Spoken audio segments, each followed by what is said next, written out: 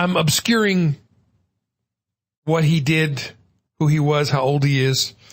Well, I will say that he is in age about the same age as me. And he may or may not even be a he. So I leave you to wonder about all that because I don't have his permission to share his story, but I can share it anonymously. I can tell you this is a real person, a real individual that I actually know. And he went into deep despair and fear and destroyed his life. Destroyed his career, destroyed his marriage, destroyed his health. Still living, but as far as I can tell, because I have not had much contact with him lately, barely so. Same diagnosis, same age, same socioeconomic status and opportunities and challenges. Two very different outcomes. Why is that so? It's often said by Parkinson's patients and many neurologists that Parkinson's is a boutique disease. Everybody gets their own personalized version. Well, I think that's true of any disease or disorder because it all depends on how we map the reality of what we've been told and what we're experiencing.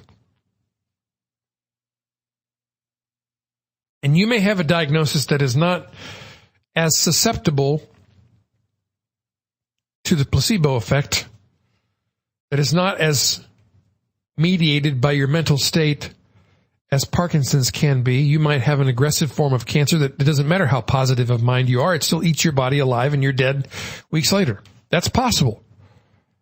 Again, not being negative, just telling it, you know this is true. You already know this. Don't act like I'm telling you something that surprises you.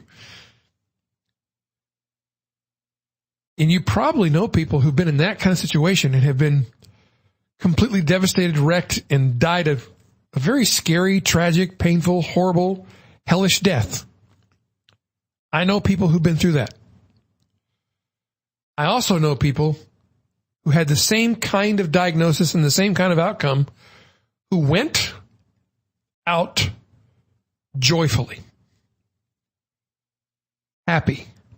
I'm not saying they were glad they had the disease, but they remapped the meaning of it and changed their experience of it. And that's what we're talking about today. So with all this buildup, Ray, could you please get to the 7-step reality remapping technique? Because I want to know how to change my state of mind because you've made me totally depressed. Well, first of all, I do not have the power to make you depressed. Only you have the power to do that.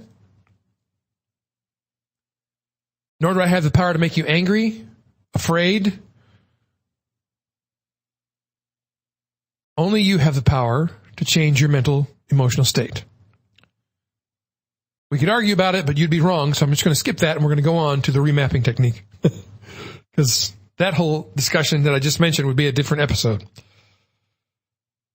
Here is the 7-step reality remapping technique. Whatever you're facing, be it very serious, like a deadly illness, or maybe, dare I say, even trivial, like somebody keyed your car. I mean, come on, compared to cancer, having your car keyed is not a big deal, right? Maybe they dinged it with a shopping cart. So it's just a little scratch, but still made you very upset. It could be on any part of the spectrum. This technique will work.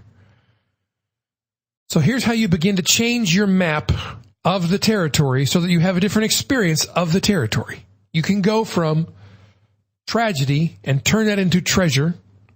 Find treasure within the tragedy. And I'm not saying made up imaginary tragedy. I mean real tragedy. Like the cancer I just described could happen to you, could happen to somebody you love. You could have the person you love leave you. You could lose all your money and lose your house. I have another friend who is just sharing with me and a few other people about how he lost everything a few years ago. Had everything taken from him. I mean everything, like all of his personal possessions, his home, his family, everything taken away from him. But yet, he found a way to interpret that differently than most people would, and he got everything back